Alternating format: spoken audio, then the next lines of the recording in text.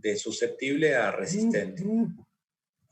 Es increíble que una simple mutación, porque una mutación puntual, genere tal efecto biológico. ¿Sí? No sé si están tan sorprendidos como yo.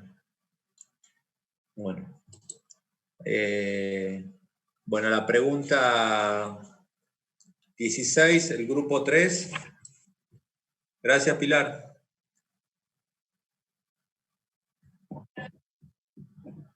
Bien, profe. La pregunta 16 dice, la secuencia que se observa en el artículo corresponde a la secuencia del gen de la tubulina o solo a una parte. Explique y fundamente su respuesta. Lo que se observa en el artículo es una parte del gen de la beta-tubulina, ya que el mismo tiene 4.531 pares de bases y solo se presenta el producto de amplificación por PCR, que es de 305 pares de bases, ya que este fragmento es el de interés, porque es donde se encuentra la mutación puntual relacionada a la resistencia en estudio. Bien, bien, que yo un poco lo había anticipado. Y ya en correlato con la 17, con la pregunta 17,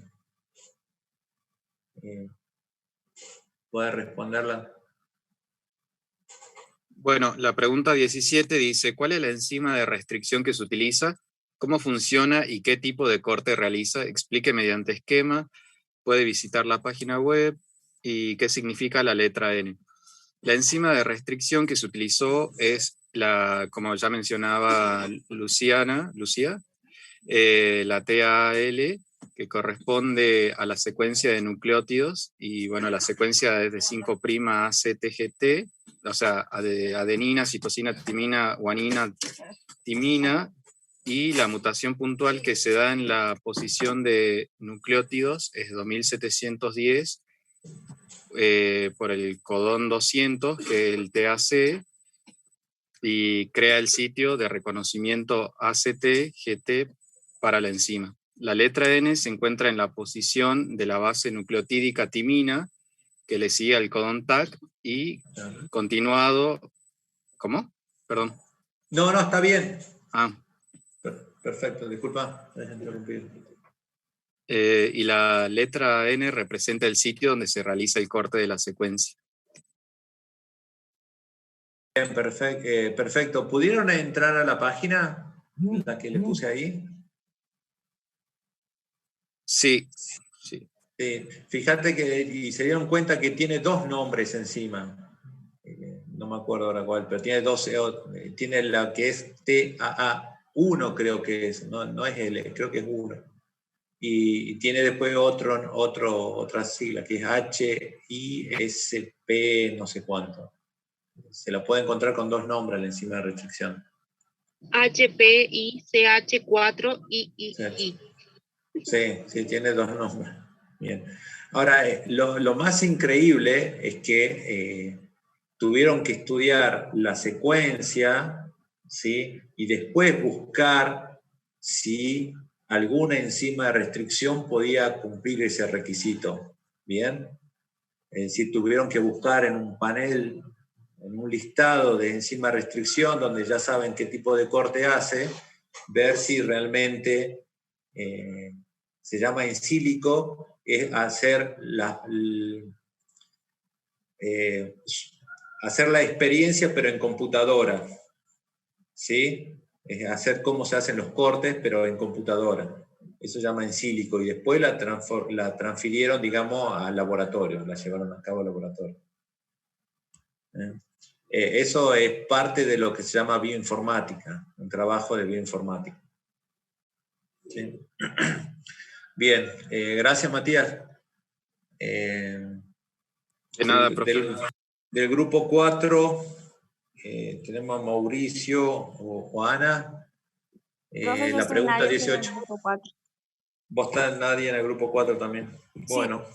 La pregunta dice, ¿cuántos cortes realiza la enzima y qué tamaño tienen esos productos? Nosotros pusimos que la enzima realiza un corte y divide el producto de amplificación en dos fragmentos. El primero de 48 pares de bases y otro de 257 pares de bases. Bien. 19, pregunta 19. 19 dice cuántos genotipos son posibles observar y cómo se corresponde con la señal de bandas en un gel de la PCR. Realice un esquema y señal. Nosotros pusimos que es posible observar 3 genotipos RR homocigota resistente, RS heterocigota y SS homocigota susceptible. Los heterocigotas RS muestran una bandas de 305, 257 y 48 pares de base, y los individuos homocigotas susceptibles revelan una banda de 305 pares de base, mientras que los homocigotos resistentes de 257 y 48 pares de base. Bien, fíjense que ahí el bandeo que se genera es muy claro y discriminatorio, es decir, discrimina bien los genotipos. Entonces eso es lo que se busca siempre como marcador molecular, que casi no tenga dudas en la discriminación, ¿sí? Que sea concluyente. Bien, ese es el objetivo final, digamos, lo que uno trabaja para cuando uno empieza a estudiar un marcador molecular. ¿Sí? Y bueno, y en la última, en la pregunta 20, hay otras más, pero bueno, ya vamos terminando con el grupo 4, ya toda la unidad. La pregunta 20. ¿La pregunta 20? Sí. Dice, nosotros pusimos, se puede concluir que para esa población la frecuencia de mutación en el alelo del gen de la beta-tubulina es muy baja, por lo que existe poca probabilidad de encontrar individuos resistentes a benzimidazol. El inciso A dice la frecuencia de genotipo homocigota susceptible, bueno, ese es el inciso A. El inciso B, la frecuencia de genotipo homocigota resistente RR es predominante 100%. ¿Qué se puede concluir? En el B pusimos que en este caso la frecuencia del alelo mutado es muy alta, por lo que la mayoría de los individuos de esa población serán resistentes al benzimidazol.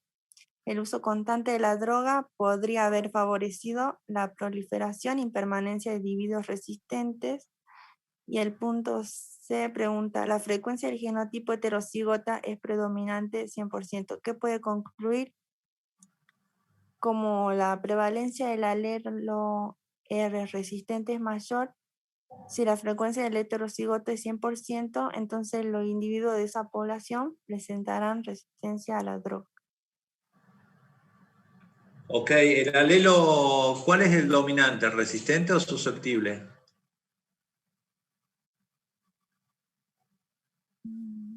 El resistente, el R, es mayor. No, pero ¿cuál crees que es dominante? Porque en una se entiende de que si es heterocigota tiene que haber un fenotipo. ¿Cuál crees que se va a predominar? Si es heterocigota, ¿es susceptible o es resistente? En su genotipo es heterocigota, pero en el fenotipo, en la expresión, ¿qué suponen todos? No la dejen sola por a nadie. Sería resistente, profe. ¿Alguien más? ¿No sería susceptible? Porque ahí lo marca con mayúscula la S. Yo creo bueno, que preguntan.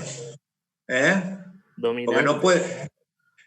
Porque acuérdense que cambia a fenilalanina o a tirosina, es decir, no puede estar las dos cosas, los dos aminoácidos al mismo tiempo, es decir, tienen que cambiar uno.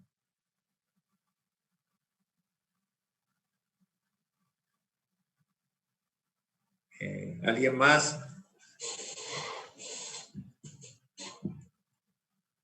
Ya estamos hablando acá de genética, ¿no? Es decir, como que estamos metidos en un terreno como de genética de poblaciones.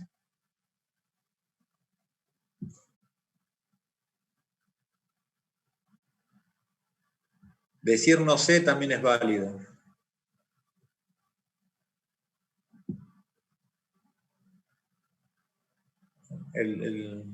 ¿Alguien más que pueden opinar?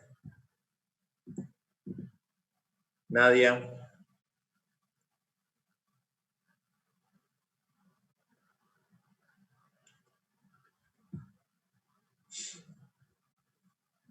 Tamara, ¿qué opina?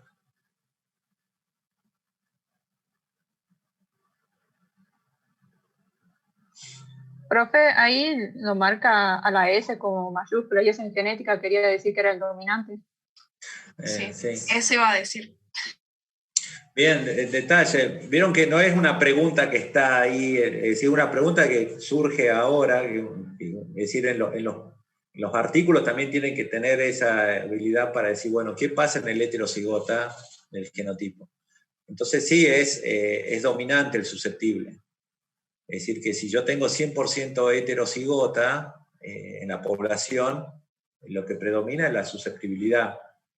Pero ¿qué va a suceder? De que si meto una presión externa selectiva, que puede ser una droga,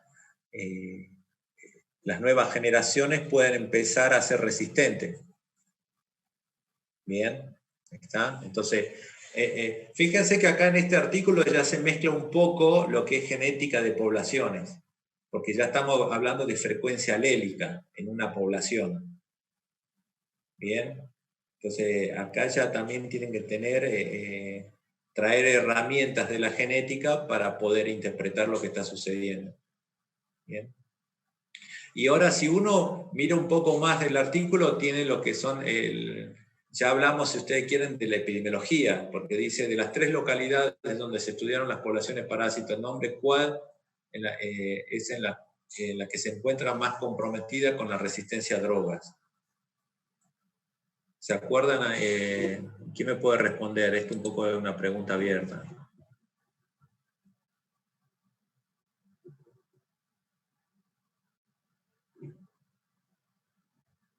¿Qué respondieron ahí?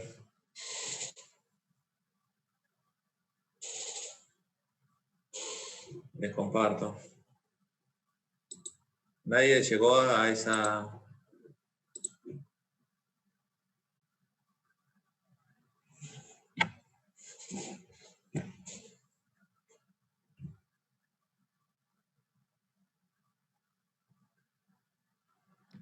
Nosotros pusimos Acá. que la región de Jaipur es la que se encuentra más comprometida porque todos los individuos tenían al menos una copia de la mutación en el gen de la beta-tubulina. Es decir, que la frecuencia del alelo mutado es muy alto y la mayoría de los parásitos se han vuelto o se podrían volver resistentes al benzimidazol. Bien, si son por lo menos lo que estudiaron son todos resistentes, porque la frecuencia alélica es casi de 1, del 99%. ¿Sí? Luciana. Sí, profe. Bien, ahí traten de ser concluyentes en lo que observan, ¿sí? Si le dicen que la frecuencia alélica del alelo resistente es del 0,99, del 99%, y lo que uno concluye ya tiene que decir, no, podría ser, no. Lo que se observa dice que el 99% son resistentes. Bien. Ahora bien, acuérdense de que acá uno estudia una población, una muestra, bien, que podríamos decir que es representativa. Por lo tanto, uno después podría inferir de que la población son todos resistentes. ¿Ok? Bien. Bueno, ¿y por qué se estudia la beta-tubulina?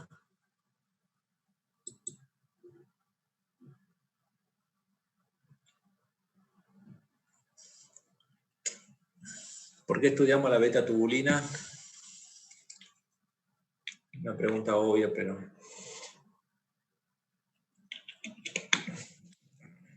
¿Quién la quiere responder?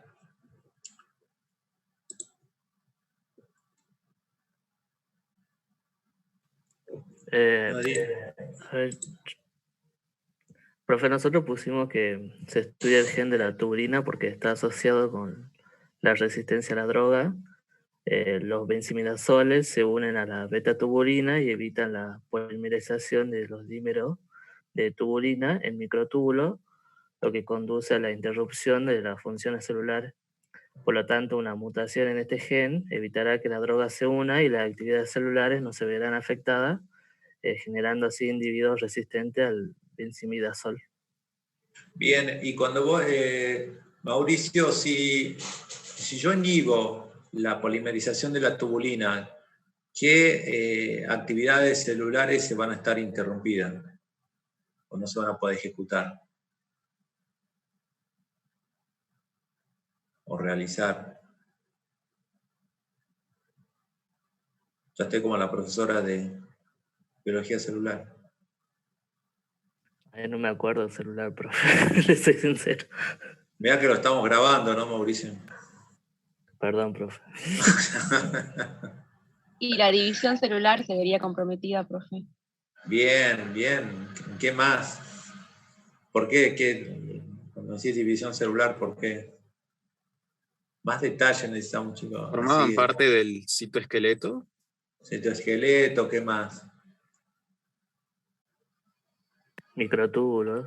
Microtúbulos, el uso mitótico, pues se tienen que separar los cromosomas. Es decir, se interrumpe todo. ¿Bien? ¿Está? Es decir que es importante. Y bueno, y a modo explicativo, lo que sucede es que cuando se tiene que polimerizar la tubulina, bien, los benzimidazoles, el albendazol es el medicamento, que es un antiparasitario, se lo da a los perros, eso lo dan los veterinarios, ustedes compran, actúa como un anillo, ¿sí? Que lo que hace es que no deja que se polimerice o se despolimerice el microtúbulo, entonces lo aprieta. ¿Qué sucede cuando cambia la fenilalanina tirosina? El anillo, el polímero, no logra unirse tanto porque hay una repulsión por el aminoácido, entonces queda separado. Entonces el anillo no alcanza a ser completo y si bien el anillo lo agarra a la tubulina, le permite mantener esa actividad. ¿Entienden? ¿Entienden la explicación? Sí, profe.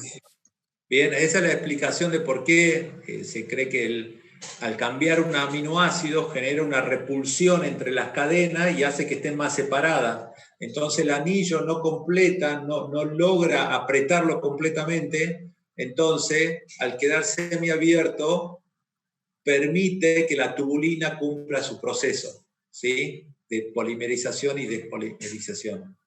Es increíble que un solo aminoácido logre tal efecto, ¿sí? Bueno, es un poco la explicación.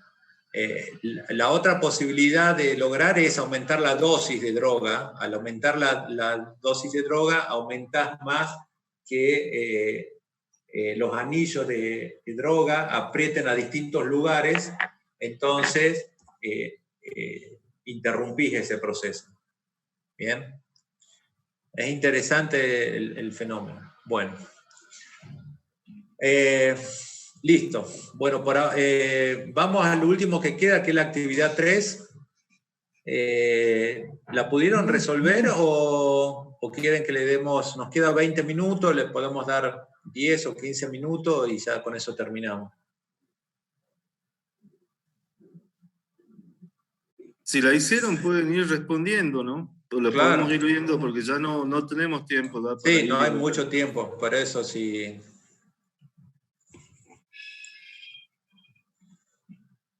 Necesitamos que responda. Alguien que se anime. Si quiere, yo leo la 23, profe. Bien, Matías. Dice, ¿qué tipo de muestra utilizan los autores para el diagnóstico y qué muestra para la tipificación, ver materiales y métodos? Para el diagnóstico se utilizaron muestras de las vías respiratorias inferiores, incluyendo líquido del lavado broncoalveolar, de pacientes cuya causa de la neumonía era desconocida. Y como control se analizaron muestras de pacientes con neumonía donde se conocía el agente infeccioso. Para la tipificación se utilizó el sobrenadante de los cultivos de células epiteliales de las vías respiratorias previamente inoculadas con el sobrenadante de las muestras de líquido de lavado broncoalveolar y el sobrenadante del líquido de lavado broncoalveolar. Perfecto. Gracias. Matías. Sí, pues, eso es lo que quería que noten la diferencia, porque El diagnóstico lo terminan haciendo con la PCR. En ese momento no se sabía que era el SARS-CoV-2, entonces usaron una PCR con unos primers que detecta una secuencia, una región consenso de los beta coronavirus en general, porque son un montón los beta coronavirus. Entonces, bueno, lograron diagnosticar sabiendo que era un virus, que era un beta coronavirus, pero para poder luego identificar de que era uno nuevo, porque si se fija en el título dice nuevo coronavirus, nuevo beta coronavirus, y lo hacen mediante la secuenciación. Pero para la secuenciación lo que tienen que hacer es amplificar la cantidad de ARN del virus, por eso cultivan el sobrenadante de lavado de las vías respiratorias. Entonces, una vez cultivado en células, se obtiene mayor cantidad de virus y de esa manera se realiza la secuenciación. ¿Bien? ¿Quién se anima a contarnos de la pregunta que sigue, la 24?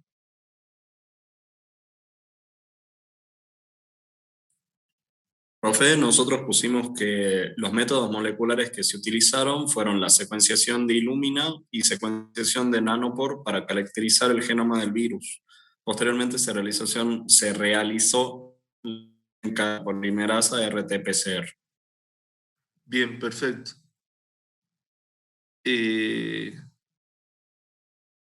Bueno, acá esto, ¿qué tipo de PCR? Lo acabas de responder, y los primers los tienen que buscar simplemente ahí en materiales y métodos. En realidad están en los datos suplementarios. Si ustedes van a la revista, donde aparece, digamos, el artículo, se pueden fijar más abajo y tienen para descargar los datos suplementarios, y allí van a encontrar la secuencia que se utilizó para amplificar, ¿sí?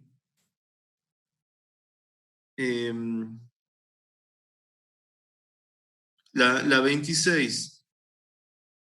¿Por qué los investigadores usaron estos primers para el diagnóstico y no otros? Fíjense que estoy hablando del diagnóstico antes de que sepan que era el SARS-CoV-2, ¿no?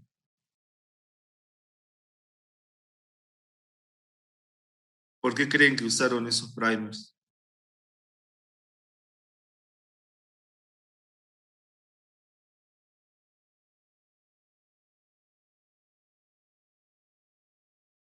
¿Ya había habido algún brote de coronavirus anteriormente? Profe, yo lo que puse Claro. dije que los laboratorios Sí. que investigan COVID primero usaron cebadores de PCR PAN COVID Sí, para analizar estas muestras, dado que el brote se produjo en invierno y en un mercado y el mismo entorno que las infecciones por SARS. No sé si está bien. perfecto, perfecto. O sea, en realidad vieron un cuadro clínico típico de los SARS. Entonces, por eso fueron a buscar si era un SARS determinado, y se dieron con que sí, nada más que era un SARS nuevo. Por eso es que es el número 2, digamos, ¿sí? Pero bien, bien la respuesta.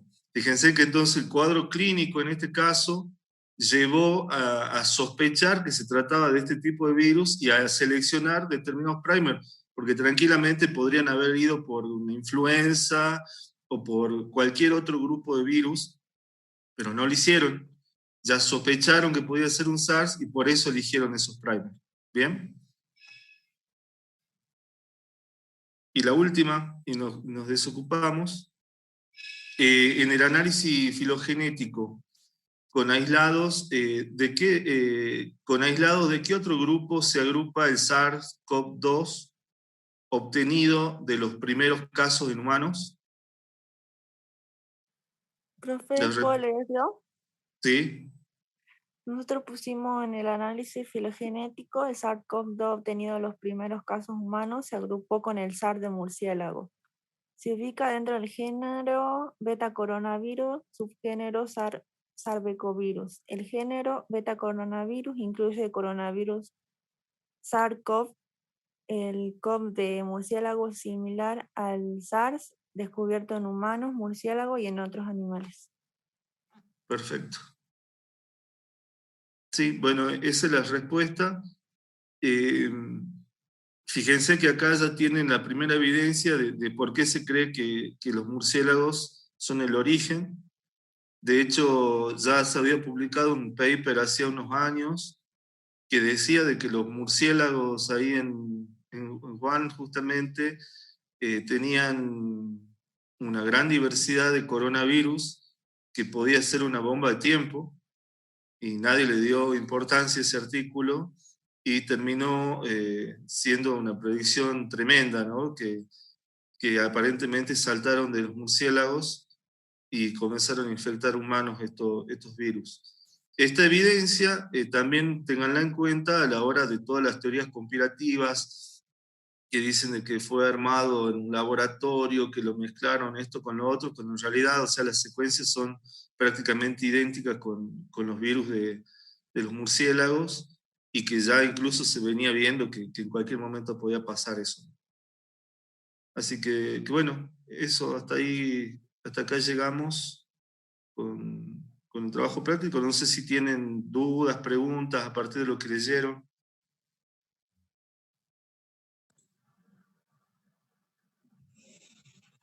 Sí, No del algo por ahí texto, para pero quería, comentar. perdón. Quería preguntar, un compañero que no pudo entrar me decía cómo iban a hacer, el parcial es mañana, ¿verdad? Si iba a mantener el mismo esquema o cómo iba a ser. Perdón. Hola, sí. Estamos armándolo y es como fue el parcial anterior, va a ser por la plataforma a las 2 de la tarde para los chicos que recuperan. Así que si podés comunicarle que a las 2 de la tarde se va a habilitar el examen, avísale por favor, Matías. Bien, ahora le aviso, muchas gracias. No, Igual no. de todas formas, seguro que la profesora ahora durante la tarde les envía un mensaje privado a las personas que recuperan. Sí, sí. Sí, eso dijo Adri, ¿no? Que Sí, que iba a mandar un mensaje privado dando todas las indicaciones del examen. Uh-huh. Que se queden tranquilos. Bueno. Bien. Sí, por ahí alguna aclaración, Noé, Inés, Nuria, una pregunta, No. algo. No, todo bien, Rubén. Creo que estuvo muy claro todo y se nota que los estudiantes lo entendieron bien porque respondieron muy bien. Sí, muy rápido. Así que, bueno, más que satisfecho. Una pregunta. Sí. ¿Hay que entregar este trabajo? Porque no había link para... No, sí lo agregamos al, voy a decir link. para agregarla, sí. Sí, se va a crear un Se lo crea, sí, se lo agrega. espacio de entregas para esta guía. Está bien, entonces hasta el lunes tenemos. También sí, sigue el mismo criterio. Bien, bueno, gracias, entonces hasta el lunes. Ok. Bueno, si no hay más preguntas, más dudas, espero que les haya servido el práctico y hayan aprendido más. Un gusto, así que chicos, verlos. Si no hay preguntas, ya vamos cerrando. Dejo de grabar. Chao.